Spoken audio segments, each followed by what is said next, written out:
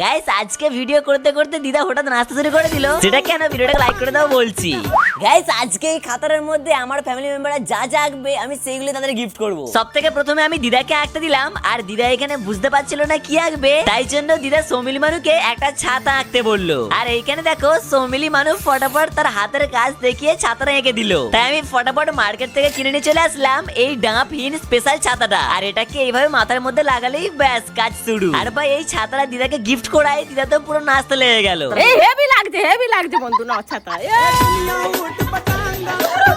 এরপর আঁকতে দিলাম ছোট ভাইকে, আরে ছোট ভাই এইখানে দেখো একটা বউ আঁকলো। গাইস ছোট ভাইটা কি এঁকেছি, এটা কি? ভাই আমি বউ তো পেলাম না, সেই কারণে ওর জন্য নিয়ে আসলাম এই ছোট বউয়ের পুতুলটা। আর এইখানে ছোট ভাইকে পুতুলটা দিতে সেটি এটা বললো। গাইস এই পুতুলটা ভালো লাগলে লাইক করো। দেন এরপরে সন্ধ্যাবেলা কিরণদাকে আঁকতে দিলাম, আর ও আঁকলো এই লঙ্কার মতো দেখতে একটা আম। কিন্তু ভাই রাত্রেবেলা আমার কিনতে না গিয়ে আমি ফ্রিজ থেকেই বার করে ওকে এই আমের আইসক্রিমটা দিয়ে দিলাম। সবাই ভিডিওটা লাইক করে দাও, কমেন্ট করবে আমটা কেমন টেস্ট হলো। ভাই এটা কোন দিতে